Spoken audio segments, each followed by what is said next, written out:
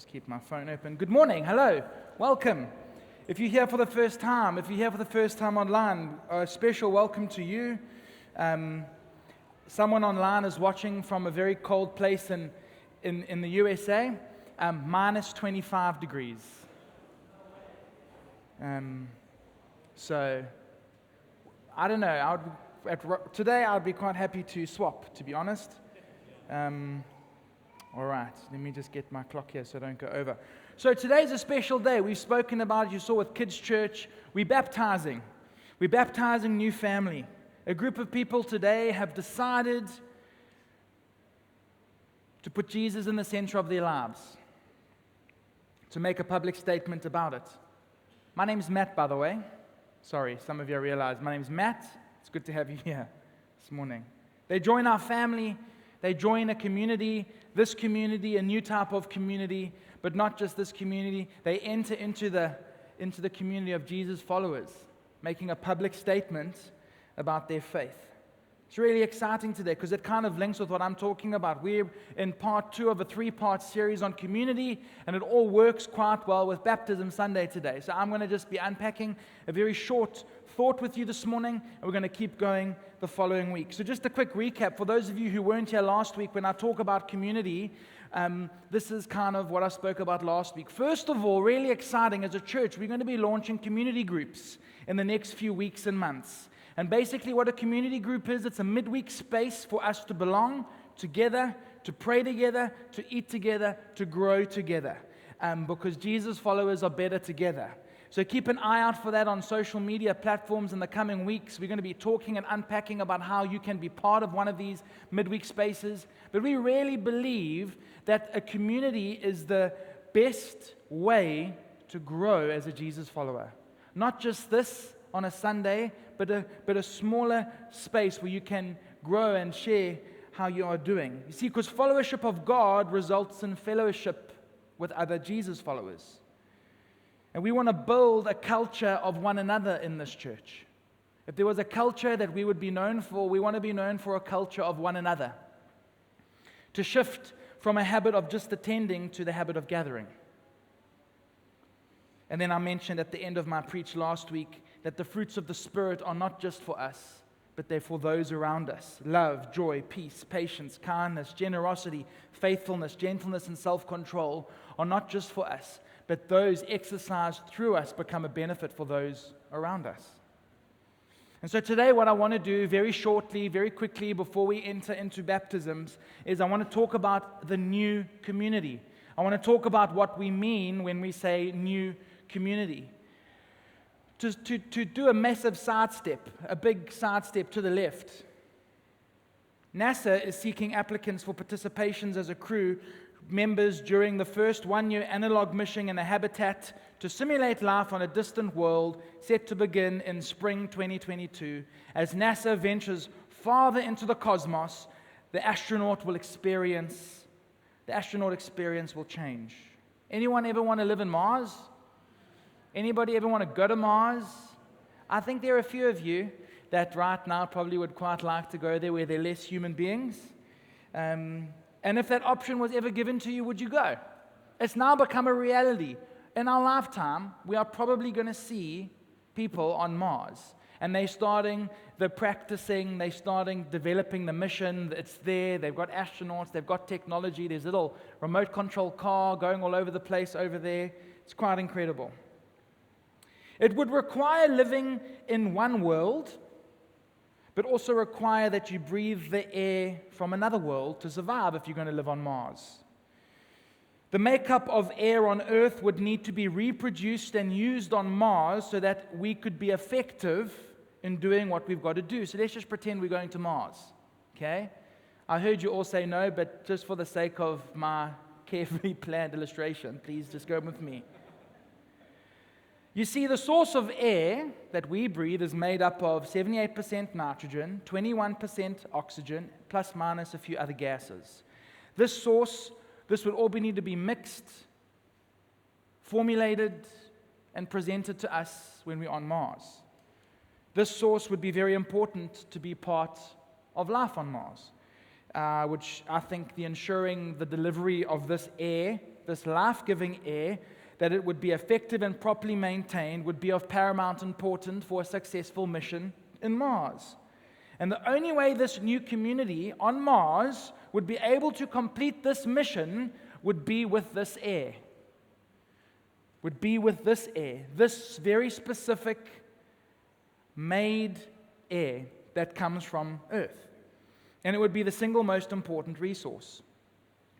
If you have your Bibles with you this morning, what I would like you to do, or your apps, you can open it up to Matthew 28, where we find another mission where Jesus tells his disciples, I've given you all authority in heaven and on earth, therefore go and make disciples of all nations, baptizing them in the name of the Father, the Son, and the Holy Spirit. Teach these new disciples to obey all the commands I have given you, and be sure I am with you always, even to the end of the age. You see, as Jesus followers, just like the new astronauts that are signing up for a mission to Mars, we've been given a mission here on earth. We are both citizens of heaven as Jesus followers, but we are also citizens of earth. In order to be effective on earth, we have to be able to breathe the air of heaven that was breathed onto the disciples by Jesus, which was the Spirit of God. The same breath that was breathed into Adam at the very beginning. The Spirit of God. The same Spirit that hovered over the chaotic waters at the very beginning. The same Spirit that rose Jesus from the grave. That Spirit, the air that we breathe, is what we require, our precious central resource for us to be effective as Jesus followers in the world around us. That Spirit enables us to live a life centered on Jesus. The single most important resource needed for us to participate in the mission of Matthew 28, to go and make disciples and baptize. And we all as a community get to participate in that, part of that this morning. You see, Jesus is the source. I said it last week, I'll say it again. When we talk about community groups, when we talk about launching something new and something fresh here in the Vineyard Church in Durban, this is not about joining a community group. This is not even about community. This is a call to Jesus-centered living. Because when Jesus is centered to our lives and we have a followership with Jesus, we can't help but fellowship with other believers. If we love Jesus, we belong to each other. That's how it works. That's how it was designed. And if you're sitting here this morning as a Jesus follower and you're not belonging, then you've got to go and spend some time with Jesus so he can show you what it means to belong to a family. Because there's no such thing as a private faith. There's no such thing as not entering into community and being a Jesus follower. I was in the Berg, and I love making fires in the Berg. It kind of is a frustration for pips, but every meal shall be bride, for man must braai. Man must make fire with wood and coal. And fire will be too hot, and we eat 4 hours later, because Matt must use the entire bag of charcoal for 3 lamb chops. Just in case the storm. And I've battled Berg storms and my fires have still survived, okay?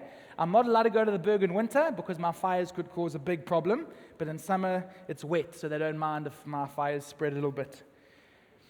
Now, you take a coal out the fire, the hottest fire you can find. You take a coal out the fire, you put it outside the fire, outside of that space where the central heat is keeping those fires alive. Remove the coal from the heat. Remove the Jesus follower from that central space, and within 30 minutes at the most, that charcoal, the fire's gone out. It's still charcoal, but the fire's gone out. We want to be Jesus followers that are on fire for Jesus. And so this is what I'm just going to talk about this morning. Our understanding of community. When we talk about community, the thing that comes to the forefront of our minds, the thing that we think about is our experience of community. From the very beginning, community has evolved. It has primarily been about how we belong. Community has always been about how we belong. And along the way, culture has defined a major part of this. In other words, the requirements of belonging to community have largely been determined by our cultures, by society, and in some cases, governments have defined what is belonging and what is not belonging. And our experience of community plays an incredibly big role as we engage in the community that God calls us to. If we've had bad experiences with community, we're going to be nervous and we've been hurt by human beings and emotionally scarred by human beings, and we've been bullied and experienced the very worst kind of humanity, we're going to struggle with the concept of being vulnerable with other human beings. It's just the nature of humanity. If we have had an experience of community because we've grown up in a certain culture, we've done community in a certain way as a neighborhood, as a family, then when it comes to this community that Jesus calls us to, it's going to seem different and feel different. And for some of us, we've had bad experiences and others not so much. And so this morning, what I wanted to do is I would like to give you guys a quick anthropology lesson. Anthropology is just a big word for the study of human beings. Okay? And how we work as human beings. And so if I had to simplify this extremely simply for us this morning, and I could kind of oversimplify this, so forgive me for those of you who are knowledgeable about the subject, but I'm just simplifying this so for the sake of time, there are all sorts of cultural approaches to community. But at the very least, we can simplify them into two large groups. And those two large groups are full of all sorts of subsets, but all sorts of things that kind of represent what these two main groups of cultural approaches to life. On the one hand, we have a collectivist culture. On the other hand, we have an individualistic culture. And it is exactly what it sounds like. Collectivist culture is all about the collective. The group, the family, the community is more important than the individual. Okay, so on one hand, collectivist culture. The collective, the group, the family, the community is more important than the individual. On the other side, we have the individualistic culture, which is the very opposite, where the needs of the individual supersede the needs of the community. Now, the Western world, we kind of lean more to this side. The Eastern world, we lean more to this side. But in an African context, with all sorts of beautiful, complex diversity, we have a crazy hybrid of both in our context. But suffice to say that those are the two main groups of expressions of culture. And just an example, if I come from a collectivist community and I've made it to the best dad bod competition. My dad bod, I've been working hard on it since lockdown, and I'm going to go to the Olympics to represent my dad bod to all the, with all the other dads in the world. We're going to compete, not with the six-pack, but with affectionate handles. Then what we're going to do is I'm going to go and I'm representing not just me, but I represent my community. And I win the gold medal. I don't actually win the gold medal for me. That gold medal actually means, in some cases, more to the community that I've come from than it does for me, the individual. So the community is represented. Matt doesn't win the medal. The community wins the medal. If I come from an individualistic culture and I win the gold medal, hey, I've won the gold medal, and I've just come from a community, and they get stoked for me, and they give me some prize money, and that's lacquer. But the reality is it was about me. And you can actually see it. If you watch in the Olympics, you can see very clear examples. So the Winter Olympics is now, the Summer Olympics is coming up soon, apparently. Have a look and check the differences in the groups of people celebrating the gold medals. Generally speaking, if somebody comes from an individualistic culture, you'll see it's basically just their family with a few friends. If you watch the celebration videos, when that swimmer from Tunisia won the gold medal in the Olympics last year, it was like an entire community that he came from was watching. And that's the kind of two tensions. Okay, so we've got that, hey? We understand. Collective, individual. And the reason why I'm telling you this morning, because in Mark 3, Jesus is speaking to a whole bunch of people. And the context that Jesus was speaking into was a collectivist culture context. And it's important that you understand that, because the statements that Jesus is about to make to us this morning was a big statement in the context of that kind of culture. So then Jesus' mother and brother, this is from Mark 3, arrived. They were standing outside. Jesus is inside a room with a whole bunch of other disciples. His mother and his brothers arrive outside, and they are asking, where's Jesus? They send someone to call him. So someone walks into the room. The crowd was sitting with him, and they told him, your mother and brothers outside are looking for you. Okay? So that's just like a normal question. And then he says something strange. Who are my mother and brothers? And the room goes quiet. You don't say stuff like that when you are representative of a family and a community. Then he looked at those seated in a circle around him and said, here are my mother and my brothers. Whoever does God's will is my brother and sister and mother. A few things about this. The culture in which Jesus is asked this question is within the collectivist culture. A group was more important than the individual. You belong to a family. That family is bigger than yourself. And that family reflects on a community, and that community is bigger than the family. So now, your family reflects your community. How you are as an individual impacts on your family. How your family is impacted reflects on your community. And Jesus is now saying that they are not my family. Now, that is like a gasp. Everyone goes, oh, what is happening here? This is this guy. He's got a big following. What's happening here? This is going to be that's not my family. In this case of living in the ancient Middle East, the structure of belonging to your family was based on the bloodline on the father's side. Okay? It's called patrilineal lineage, the father's bloodline, basically. And this was all about his brothers and his sisters. Your family were your siblings before your spouse was your family. So when someone talked about your family, it wasn't including your spouse in that context. It was your brothers and your sisters and your bloodline that you came from. In this case, this is what happened. Your family was the brothers and sisters from the same father, not necessarily connected to the wife, and it was key social structure of belonging. It was, in this time, it was the strongest social bond that existed. There was no social bond stronger than the social bond between brothers and sisters in a father's bloodline. Nothing existed more. So when Jesus said that that's not my father, those are not my brothers and my sisters, but you are all my brothers and my sisters, he's saying something that is so incredibly contrary to the experience of what true belonging was in that day.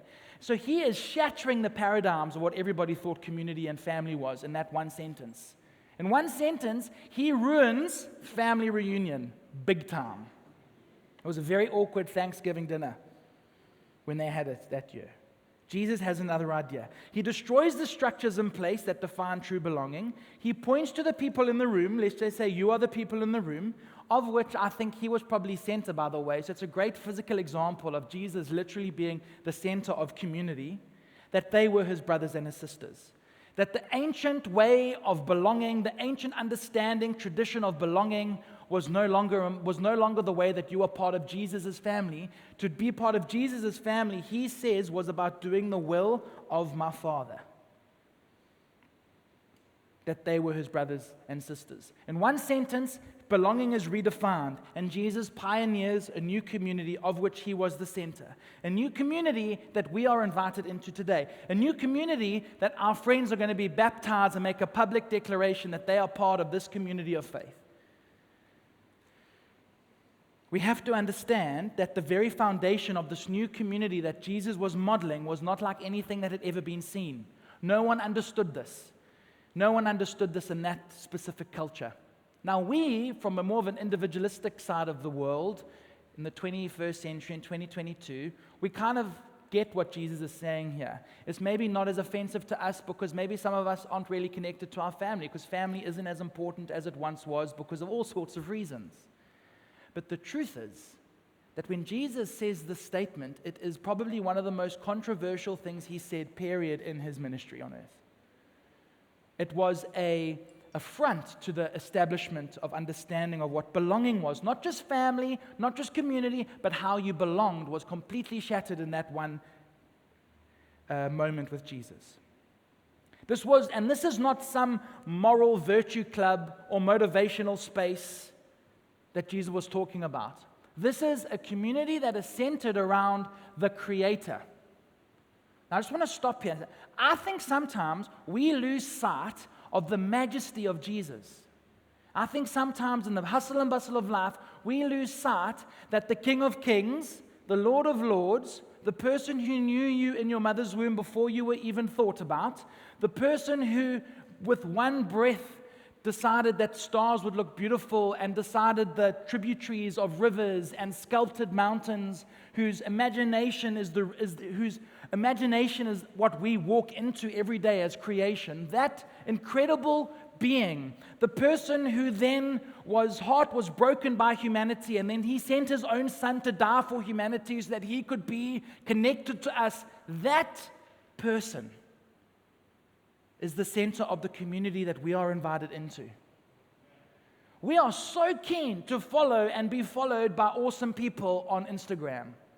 We get so excited when we get invited to the party with that person who's really, really cool.